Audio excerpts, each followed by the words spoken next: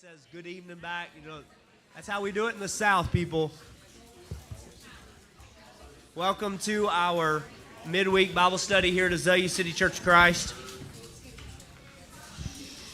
Got a few prayer requests and some announcements to get to you guys tonight before we begin. Please keep in your prayers the Sargent and the Irwin families. Sister Sarah's funeral, wake-in funeral were today. And I know Brother David preached that funeral. I know it was very tough for him. So please continue to keep those families in your prayers. And also Brother Glenn, who's still battling some injuries sustained from the car wreck. We also want to keep Sister Belinda Russo in our prayers. I'm going to do my best to give you guys an update. She had a CT scan, and that CT scan revealed that she has some spots around her neck, some around her tonsils and all. She had an MRI today, so thankfully she was able to get in to get that MRI today. And that MRI is going to tell the doctors how the best way to be able to conduct a biopsy, which would then carotid artery and different things. So have to be very careful. And then they're going to have that biopsy, and then I guess the doctors fear that it's lymphoma, very treatable, but they want to make sure, so they're going to do that biopsy, send that off at some point in time. So all that to say, keep Sister Belinda in your prayers for sure. I know the elders just gave her a call, and it's always really awesome. People are very appreciative of prayers. I know she was emotional. I know she's nervous. I know her family is too. So please keep her in your prayers. And again, just pray that whatever it may be, it's something that's treatable and something that she's going to be able to recover from and be just fine. Also, Sister Angie Machini, she had texted the elders yesterday and just said that the wound wasn't as bad as they had feared. Didn't see any infection, but they are going to do some further tests. She is going to be going back to the doctor in 1 week. She certainly, her and Brother Ulysses are very appreciative of all the prayers, have been out a little bit, I know, following along on live stream. But just please continue to pray for Sister Angie. I know she's been in a lot of pain here recently. Leaders of Light, youth-led service is this Sunday. We're going to have a potluck with that as well. That's May the 18th. It's going to be following our morning worship service. I believe around 1:30, 1:45-ish is when that youth-led worship will happen. So that's going to be in the auditorium again. So obviously plan to stay, and if you plan to stay, we're eating, so bring food. That would be very greatly appreciated. If for some reason you are going out to lunch and you would like to come back, just know about 1:30, 1:45 is when the youth-led worship will take place. So if you are staying, again, potluck, desserts, drinks, all of that. Also, Brother Kent told me that discipleship group number 4 is meeting alongside of Leaders of Light. So they're just here. They're going to be here. They're going to share a meal together with the Leaders of Light folks and anybody that wants to stay. But they also are going to take 10 plates to the fire station. So they're going to take 10 covered boxes to the fire station. So while you're cooking, if you could cook a little extra, and make sure that we have enough food for not just our fellowship time here, but something that we're going to be able to go and serve some of our community with. That would be greatly appreciated. VBS is scheduled for June the 1st through the 4th. The theme this year is Making Waves. There is a sign-up sheet located in the hallway on the wall there. So see where you can serve. I noticed a few folks have been signing up. You missed the t-shirt deadline. Sorry about that. If you're mad, you see Cindy Carter or Ellen Talbot. And then, along with that, Miss Alicia and the ones that are going to be helping back here in the kitchen for the snacks for all the kids. As always, every year we ask for lemonade, usually like the little cylinder powder things of lemonade. You can bring as much as you want. It'll be fine. Stuff stays good forever. So just bring that. Also, bags of chips. I don't know why she left it, but I think she wants y'all to bring boxes of 50 individual. I know you said no, but you left the box, so I figured maybe you meant yes. So if you can bring individual bags of chips, if you get it in the 24, you want to be cheap, that's fine. If you want to get the 50, that would be great. Cheaper per bag if you do it that way. That would help too. Those never go bad either. And then little packages of cookies as well. That'd be huge help of feeding these kids each and every night.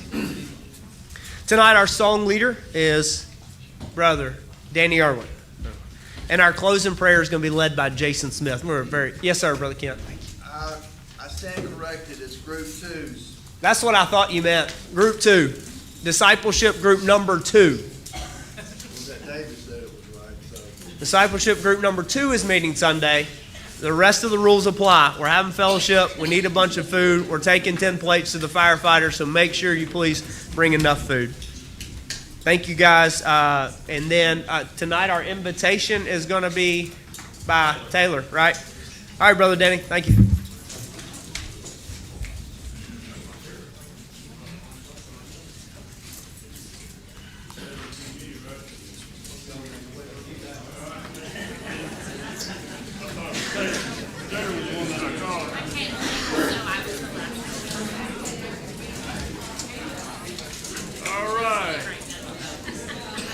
Verse 24. There is a habitation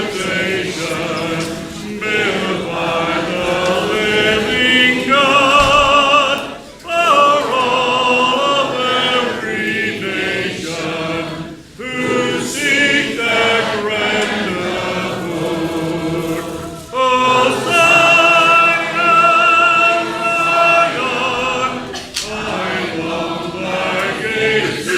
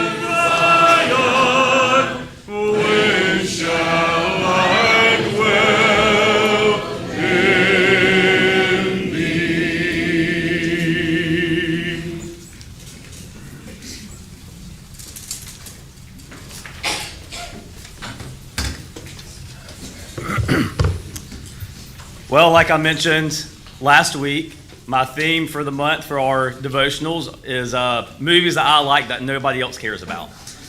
So we'll continue with that with a movie I watched. I don't know how long I watched it, maybe over the summer last year. But it's a movie called Zone of Interest. And this movie is very, very beautifully shot. It's very picturesque, really, really pretty scenery. Most of the film happens inside or around this one really pretty house. It's got a really pretty yard, big garden out back, and it basically just shows this family going about their daily lives, right? The dad will go off to work, mom stays home with the kids, having conversations, loving on the kids, teaching them. Kids go outside and play. They have a party at one point. There's a pool in the backyard. Again, the garden is just massive. At one point, they have a visitor, and the mom's walking. I think it's either her mom or the father's mom. I can't remember. She walks them through the garden. You know, these are the azaleas and the sunflowers, and here's all the vegetables we're growing. We love picking the fresh vegetables, and the kids like picking the apples out of the apple tree, and all these things. And it's just very pretty, very calm, very peaceful. And so it shows this family going about their day-to-day routine. But as the movie progresses, you kind of start to notice some odd things happening. Now, last week, I talked about the movie Flow, and it is a kid movie. It's very kid-friendly. Zone of Interest is not kid-friendly whatsoever, okay?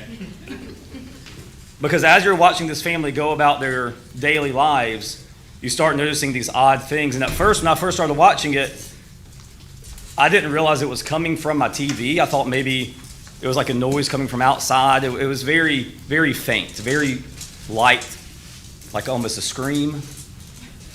But then it became a little more frequent. Then at one point there's like a dog barking, and then you hear people screaming, and then there's a gunshot, and then it's silent. And basically what you have is you have this nice house, nice yard, nice family, but around this property are these large walls that they've built. And what the dad does for a living is it's a real character in history. He was the longest standing officer at a concentration camp.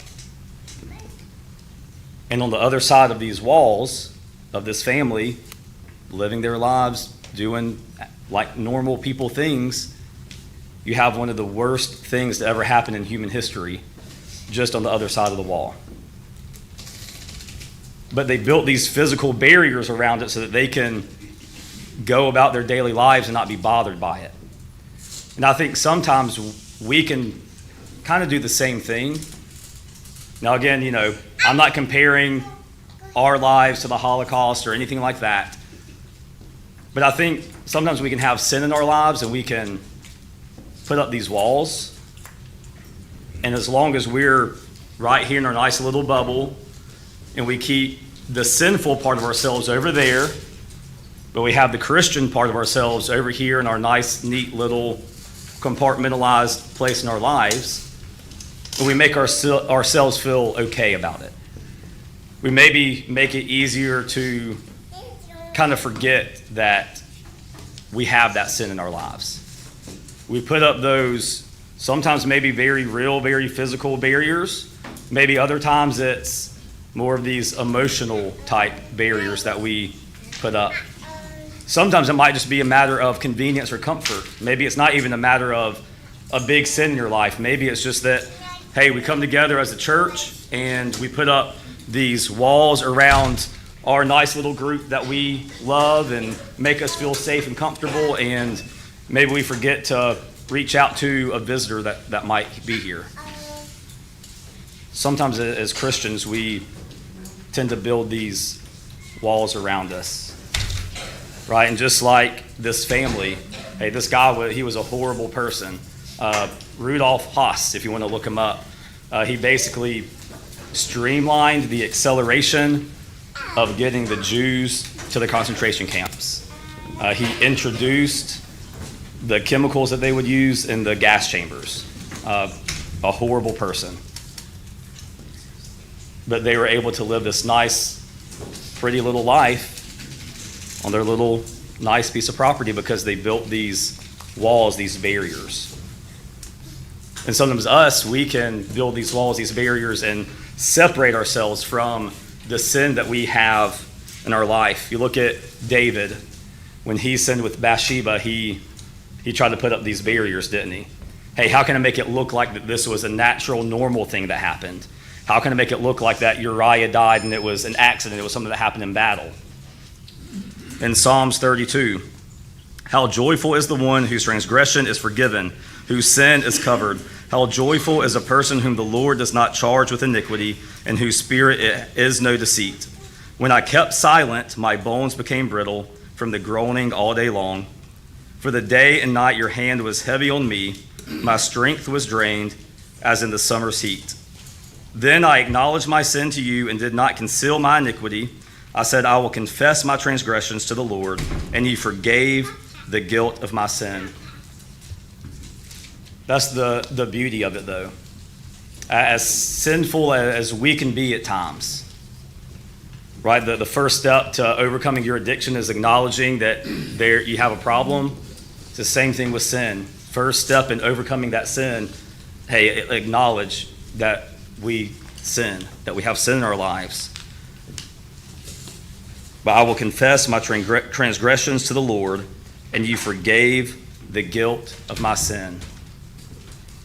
None of us can be too dirty, too sinful for God's love and God's grace. Hey, tonight, if you haven't had those sins washed through baptism, you can do that tonight.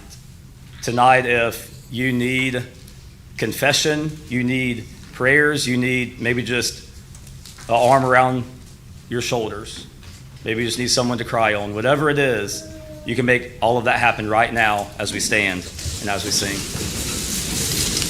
When we walk with the Lord in the light of His word, what glory He sheds on our way. While we do His good will, He abides with us still, and with all who will trust and obey. Trust and obey, for there's no other way to be happy in Jesus, but to trust and obey.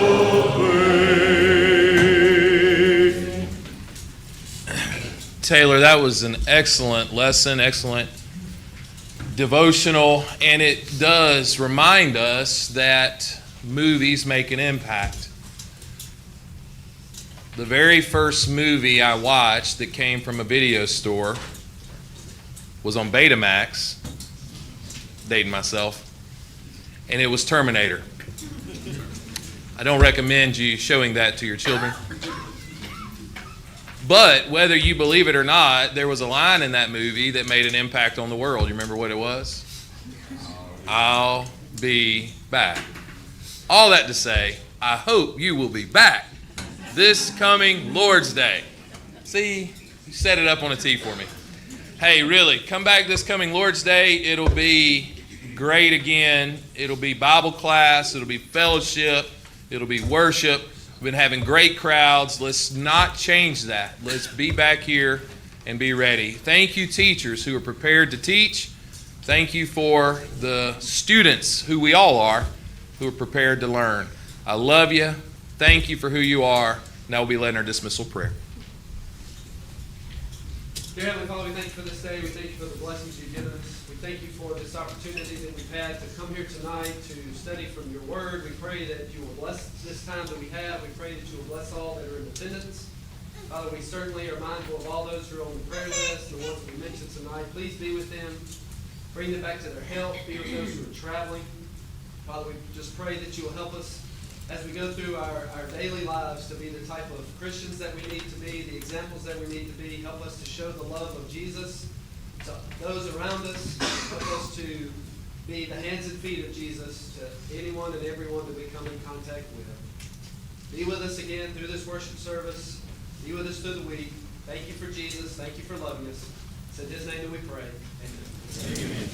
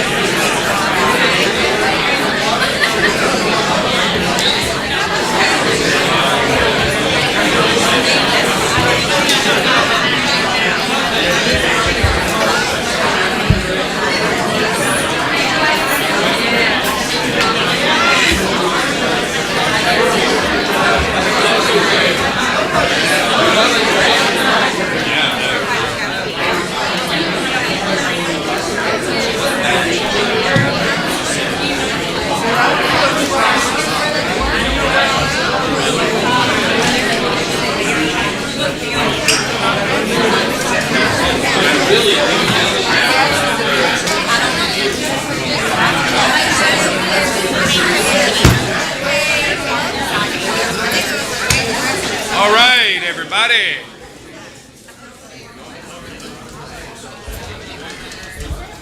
I think I'm centered there with the camera. Hey, we got a lot to get to tonight. It's a continuation class of last week, but I just couldn't do it justice by ending early last week. And so there's a lot I want to cover. I do need to recap some things. Remember, the title of our entire series is Made Free. We started out talking about God made us free and we have choices. He's made us free to choose to worship and choose to make the choice to, as Taylor said, build the barriers or tear them down.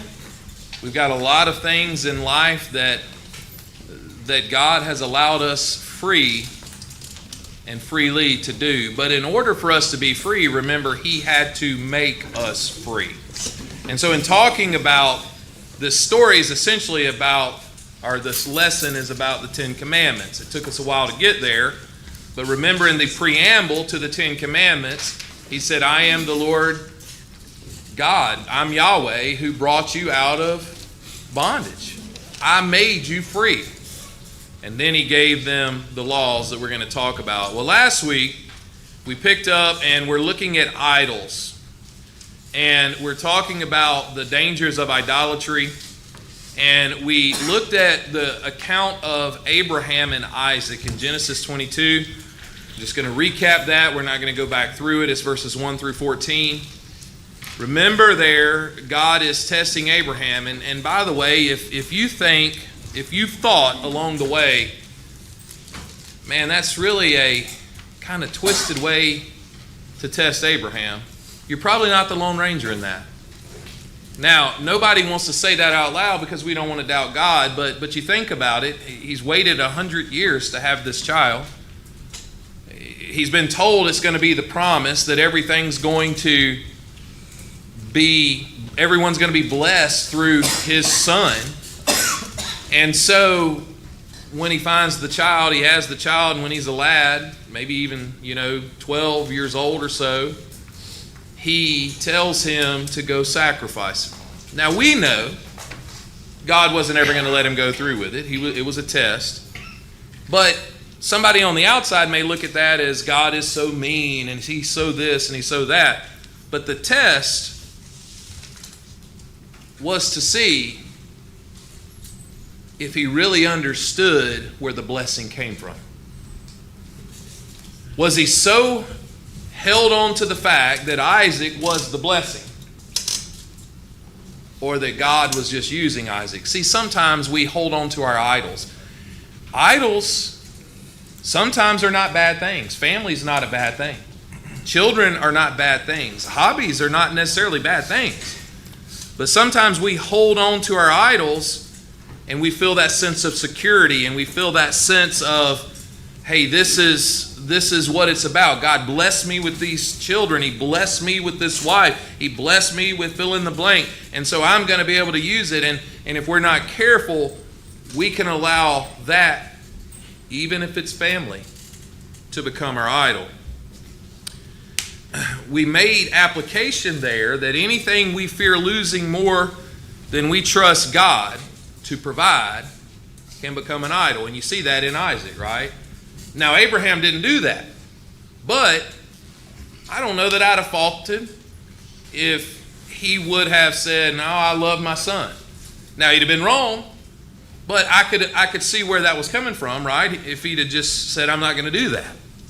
I'm glad he didn't. Again, we know God is all-knowing. But at the end of this lesson, of ending this period, now, we're not going to leave Isaac because there's something coming after that in his son Jacob that we're going to talk about in just a minute. Anything we fear losing more than we trust God to provide can become an idol. Even Isaac could have become that idol. God did not just want to set Isaac free from impossible expectations. Why would it have been impossible expectations on Isaac if everybody would have thought he was the blessing? He was the blessing, but who was the blessing really coming from? God. But if Isaac put that pressure on him and he wasn't made free through it all, it could have been unachievable expectations. He not only set Isaac free through this, he set Abraham free as well. Now, I want to shift gears with you, but same family. Remember, hey, here's a little history lesson. Isaac ends up marrying a young lady named Rebecca. Very good. All y'all knew that, right? Rebecca and Isaac have, Rebecca gets pregnant, and she's pregnant with what? Twins. And their names are Jacob and Esau. Ultimately, we know that through Jacob, again, the seed of Isaac, the seed of Abraham, that he's going to become Israel. And all that soap opera between Leah and Bilhah and Zilpah and Rachel, all those sons that are born will become, instead of the 12 sons of Jacob, the 12 tribes of Israel. Before we get there, though, let's look at the story. Somebody turn, or let's all turn, to Genesis 29, please.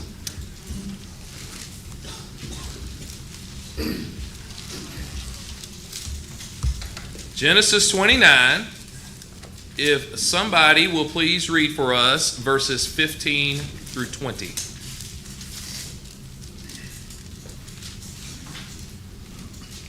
Jacob said to Laban, then Laban said to Jacob, because you are my kinsman, should you therefore serve me for nothing? Tell me, what shall your wages be? Now Laban had 2 daughters. The name of the older was Leah, the name of the younger was Rachel. Leah's eyes were weak, Rachel was beautiful in form and appearance. Jacob loved Rachel, and he said, I will serve you 7 years for your younger daughter Rachel. Laban said, it is better that I give her to you than that I should give her to any other man. Stay with me. So Jacob served 7 years for Rachel, and they seemed to him but a few days because of the love he had for her. Thank you, Jason. Jacob's whole life, he wrestled. Would you say that? When did it start? In the womb. The wrestling started in the womb. In fact, when Jacob and Esau were born, what was happening? He was holding him on by the heel, the ankle right there, right? That wrestling started. Well, the wrestling didn't stop there, did it? Rachel loved Jacob. Let me say that. Let me back up. She did love him. Rebecca loved Jacob. So you could call Jacob, I think it's safe to say, a mama's boy. Isaac loved Esau. Now, I'm not saying they didn't love each other, loved both of them. But Esau was a daddy's boy. Esau fit the mold, right? He went out and he hunted and he worked hard and he did these things. Jacob kind of stayed around the house and baked cookies. I don't know what all he did, and all these things. And so you had Jacob and Rebekah on one side, Isaac and Esau on the other. But what do you know? We don't have this laid out for us, but what do you think Jacob really wanted coming up? His father's approval. I think he wrestled with it. I think all along there was a wrestling match that went on. And I think you can prove a lot of it by what he did. What did he do? Now, first of all, it happened to Esau. Esau, he thought more with his stomach than he did with his brain. I think that's safe to say. Remember, he came in and he was starving, been out for a while. What was Jacob doing? Cooking. It wasn't necessarily cookies there, but he was cooking, right? And lentil stew. I mean, how hungry was Esau? Anyhow, though, lentil soup or stew, and Esau smelled it and he thought it was the greatest thing in the world. His belly. And so what did Esau do? Yeah, gave his birthright up just like that. There's that wrestling match still going on. But that wasn't enough, was it? He needed his father's blessing. But more than his blessing, I believe he needed his approval. What were the steps he went through to get his approval? A lot of deception. Him and his mom came up with a scheme.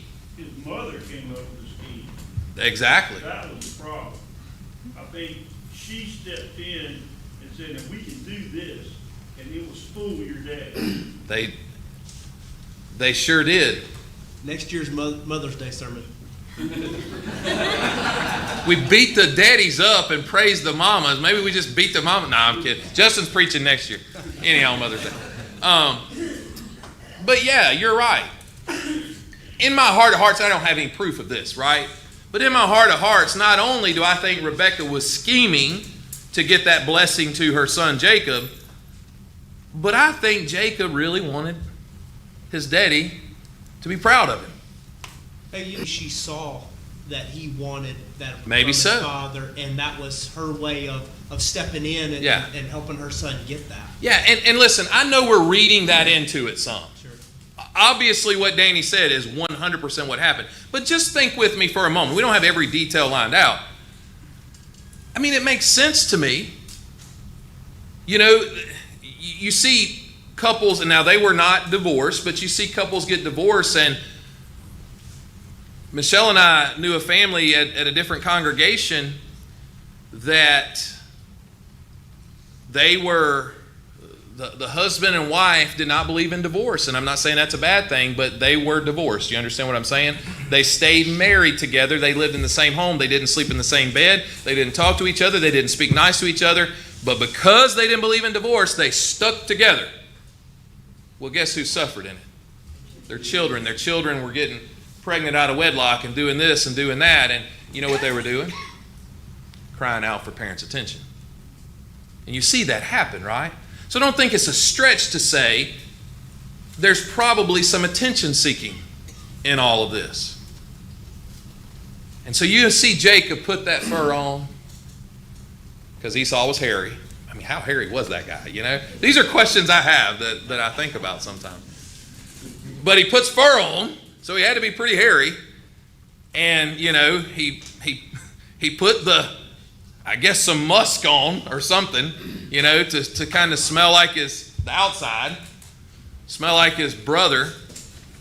Isaac, obviously, his vision wasn't there. He had the voice of Jacob, but he smelled and felt like Esau. And so what happens? He gets the blessing. Now, the blessing had to feel good because now he's got it all.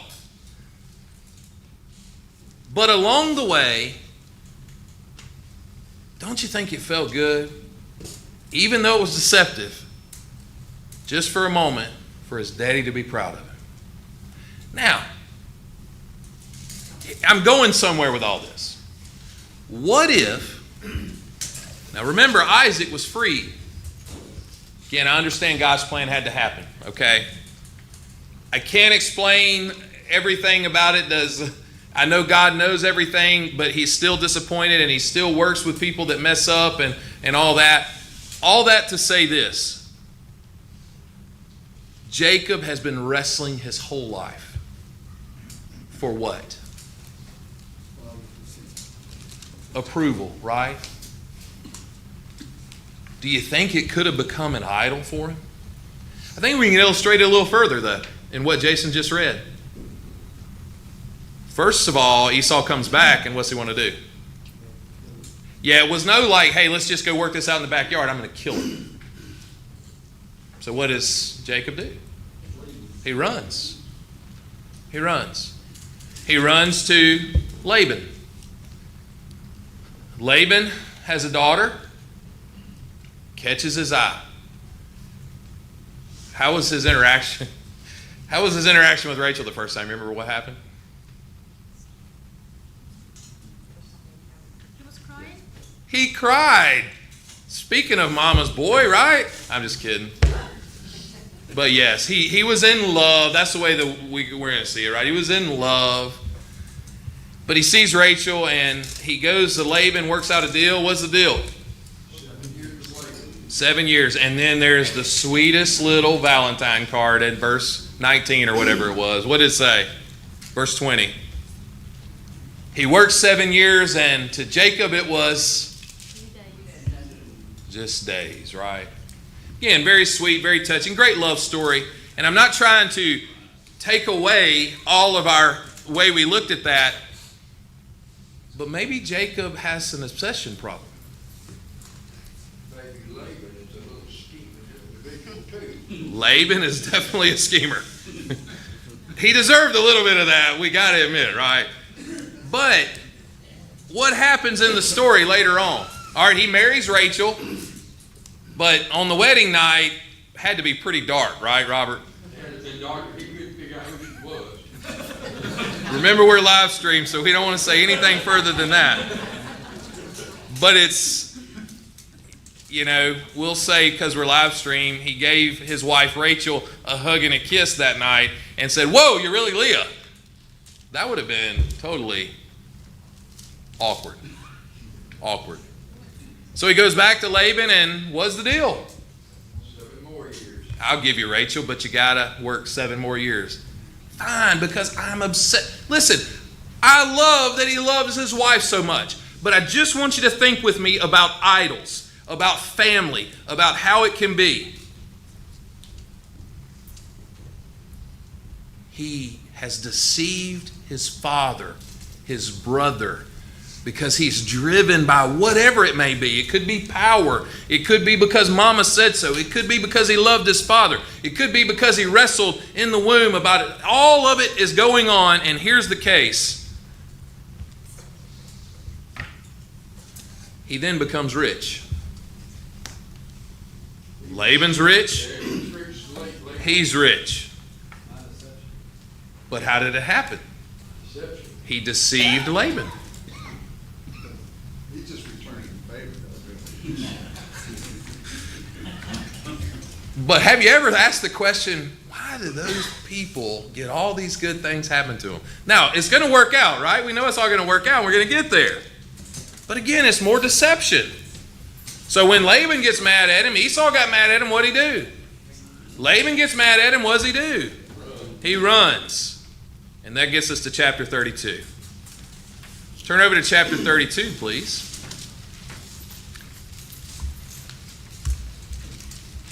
What happens in 32? He's going to do some more wrestling. Verse 24. Somebody, if you will, please.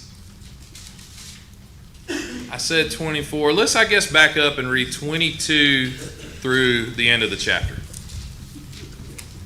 22. Yes, sir. During the night, Jacob got up and took his 2 wives and 2 slave women and his 11 sons across the ford at Azalea. He took them and sent them across the stream along with all his possessions. Jacob was left alone, and a man wrestled with him until daybreak. When the man saw he could not defeat him, he struck Jacob's hip socket, and they wrestled with his dislocated hip. Then he said to Jacob, "Let me go, for it is daybreak." And Jacob said, "I will not let you go unless you bless me." He said, "What is your name?" the man asked. "Jacob," he replied.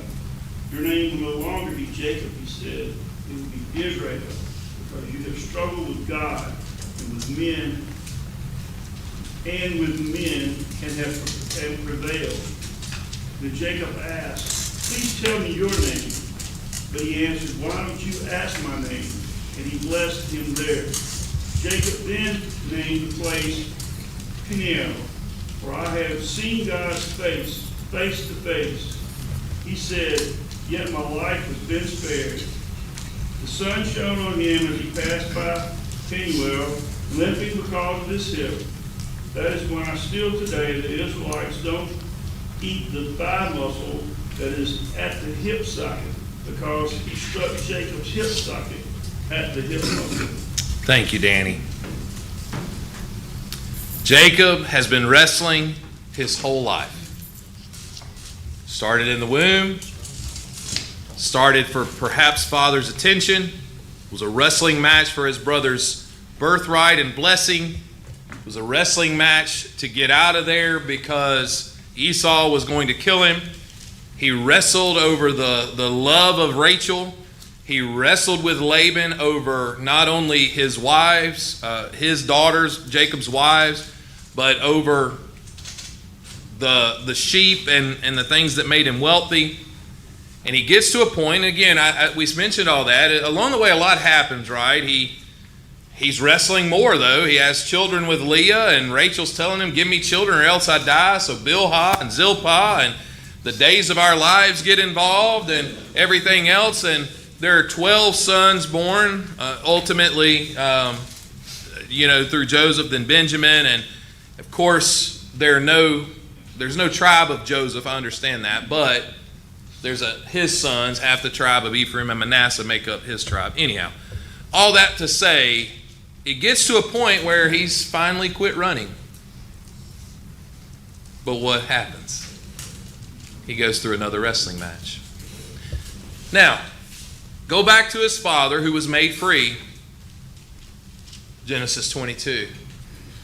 Abraham was made free. Genesis 22. Abraham, I gave you Isaac, but I'm the one who's doing the blessing. Remember what God told Israel. You're going to do these laws, but I'm the one who made you free.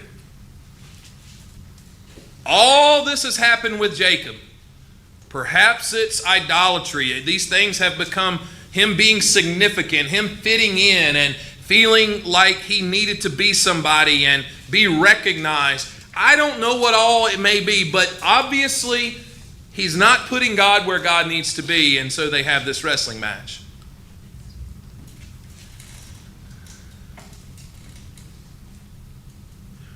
What does it mean that Jacob wrestled with God but finally surrendered? You talk about him running all the time when things get bad. There's a lot of times we probably do the same thing. We run away from problems. I guess my whole life, because you hear the God of Abraham, the God of Isaac, the God of Jacob. Jacob probably wasn't he wasn't in a right relationship with God for most of his life. Yeah. Until this moment. This moment right here. I think this is when he finally gets it. This is finally when he is going to be made free. What did he realize in the wrestling match? You got it. You can't win. Doing it your way, you can't win. You can't win by cheating your father. You can't win by cheating your brother. You can't win by cheating your father-in-law. You can't win doing it your way. So in the match, now remember, they're having this, again, we've talked about this when we talked about angels, who he's wrestling here. It gets to a point, I don't know how long it's happening, but what does God do? Strikes his hip, touches his, some say it's just a touch. If you look the definition up, it could be all three of those. But let's just say he touches the hip. The power of God, right? Dislocates the hip. He's walking with a limp. You can't beat me, Jacob. So what does Jacob do? I surrender all. Jacob finally realized having good people in your life is good, but having good people in your life do not make good gods. I am concerned sometimes that we all seek significance. We may not think of significance, fitting in, being that person can become an idol. But remember, he set Abraham free, so Abraham didn't have to think. Now, Abraham thought the pressure was on him at first, didn't he? He thought, I've got to do this, because how do we know that? He had Ishmael. Yeah. The pressure's on me. And God said, no, the pressure's not on you. Now I've got Isaac. Here's the chosen one. I've got Isaac. And what does God tell him to do? Go sacrifice him. Abraham does it. It set him free. Abraham, I'm just using you. I'm the one doing the blessing. Jacob, as twisted as your story is, I'm the one going to be blessing everybody through your surrender. Don't you love this? Let's tie it together. Verse 29. Jacob asked him, please tell me your name. I want to go back to what Jason said. I don't know if you missed that. Most of his life, he doesn't even know who he is. Please tell me your name. What did Yahweh say? Why is it that you ask my name? And there he blessed him. What is his name? Exodus 20, verse 2. I am Yahweh, your God, who brought you out of the land of Egypt, out of the house of slavery. Therefore, you shall have no other gods before me. You shall not make for yourself a carved image or any likeness of anything that is in heaven above, or that is in the earth beneath, or that is in the water under the earth. If you will totally surrender to me. Remember, when Jesus was asked, what's the greatest commandment? He said, surrender all to him. Love the Lord your God with all your heart, with all your mind, with all your soul, with all your strength. Surrender all. Jacob finally surrendered all. And he became Israel. Who are you? I am Yahweh, who delivered Israel, who delivered us. It's time to quit running. It's time to quit wrestling. And it's time to put to death idols. Turn to Romans 1, please. I got 9 minutes. I still got a lot to get in, so let's get there. Romans 1, 18 through 25. Verse 18, for the wrath of God is revealed from heaven against all ungodliness and unrighteousness of men, who suppress the truth in unrighteousness. But because what may be known of God is manifest in them, for God has shown it to them. For since the creation of the world, his visible attributes are clearly seen and understood by the things that are made, even his eternal power and Godhead, so that they are without excuse. Because although they knew God, they did not glorify him as God, nor were thankful, but became feeble in their thoughts, and their foolish hearts were darkened. Professing to be wise, they became fools. They changed the glory of the incorruptible God into an image made like corruptible man, and birds and four-footed animals and creeping things. Therefore God also gave them up to uncleanness and the lust of their hearts, to dishonor their bodies among themselves, who exchanged the truth of God for the lie, and worship and serve the creature rather than the Creator, who is blessed forever. Amen. The 10 Commandments we're not bound by. But for us to say they're not implied, we'd be very foolish, right? It is still wrong to put any God above God. It is still wrong to worship the creature rather than the Creator. In that passage Johnny just read, there is something, and there are a lot of lessons we can learn that we probably don't have time to get into tonight. But one underlying truth that's throughout the whole thing is every single one of us were created by Yahweh to worship.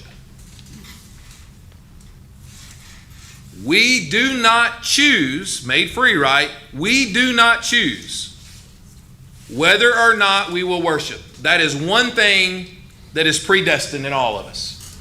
We are all made to worship. Where's the choice come in?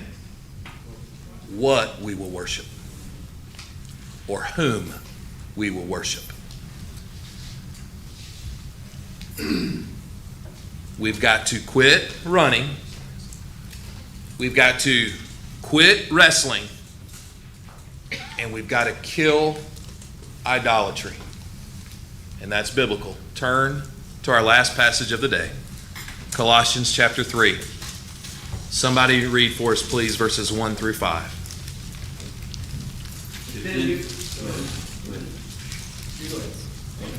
If then you were raised with Christ, seek those things which are above, where Christ is, sitting at the right hand of God. Set your mind on things above, not on things on the earth. For you died, and your life is hidden with Christ in God. Through 5. Oh, sorry. When Christ, who is in our life, appears, then you will appear with him in glory. Therefore put to death your members which are on the earth, fornication, uncleanness, passion, evil, desire, and covetousness, which is idolatry. Okay, some versions are, instead of covetousness, they put greed there, okay? I think we understand it's the same thought process. Two things in that passage. Set your mind on things above. Jacob, surrender all. You're not Jacob anymore, you're Israel. You surrendered all. He changed his name, he changed his outlook. When we set our mind on things above, what are we doing? Putting to death the things that are below or on the earth, right? But he specifically says, again, he said, put to death all the fornication, all this, put that to death. When you set your mind on things above, put it to death. But then he said something else. What did he say about putting to death? He said, put to death greed, which is idolatry. Why do we sin? Because we're greedy. We are drawn away by what? Our selfish lusts and desires. That's greed. Jacob wanted it all. That's greed. Jacob wanted Rachel. Again, I don't blame him for it, but it ended up being greed. He wanted the sheep. It's greed. Ultimately, he wrestled against God and couldn't beat him. And he surrendered. Stay with me, about 3 minutes left. The prologue to the Ten Commandments, which is Exodus 20, verse 2, establishes God as the one who frees us from slavery. Idolatry isn't just about statutes, it's about making good things like family, success, love, ultimate things. When they become the ultimate things in our life, they become bad things. Abraham's test with Isaac and Jacob's wrestling with God show how idols can enslave us, but it's God who offers us freedom. Now, in closing, and if I had the board and had my iPad and all, I'd do that, but I know I was going to run close on time. But I want you to put in your notes, DIE. D-I-E. We're going to use it as an acronym. Let's talk about D. Right out beside the D in DIE, dependence. Do you want to know if the things in your life need to die? Dependence. Idols are what we think we cannot live without. Abraham was dependent on Isaac. Jacob had a desire for his father's blessing. If the idea is this, if I lost this, I don't know how I'd go on living. That's become a dependence. And if there's anything that is dependent, we're dependent upon above Yahweh, what do we need to do? We got to put it to death. The I. Right imagination. Idols dominate our daydreams. Jacob longed for Rachel. Think he daydreamed about her? Remember, he had to work 7 years to marry her. Right. But he did at least get to marry her after 7. Then he had to work 7 more. But in those second 7, what was he daydreaming about? Success, money. How can I get rich? How can I do this? I daydream about this constantly. It defines my idea of the good life. Whatever that is that you're daydreaming about and you're imagining that is taking your mind off things above, put it to death. And then the E is emotion. Idols are the root of our strongest emotions. What do you get most angry about? What do you get the saddest about? Or what do you get the most excited about? A lot of times we tie these things to approval, to wealth. This is the idea. Look at your most uncontrollable emotions. They often can reveal some idols underneath. If we're finding ourselves getting worked up over things that's taking our eyes off of God, they need to die. Dependence, imagination, emotion. I'm out of time. So I'm going to skip our discussion questions. But I am going to ask you to do this. I want you to spend some time in the next, maybe tonight or in the next few days, asking God to reveal to you if there are idols in your life. Then I want you to write down a step you can take to redirect those idols into surrender. Maybe it's just praying daily to surrender this desire. Maybe you need to fast so you get rid of the distraction. I want to close out with Colossians 3, 1 and 2 again. Set your hearts on things above, where Christ is, seated at the right hand of God. Set your minds on things above, not on earthly things. Paul said there where Christ is, think about what he surrendered. Think about what he gave up so that we can be made free. Thank you for your attention. Travis sent me a text. I didn't even read it, Travis. If the counter sends you a text, it's a good thing. He said we had 161 here tonight, so that's great. That's great. Thank you, Travis. Probably 181, though, knowing Travis.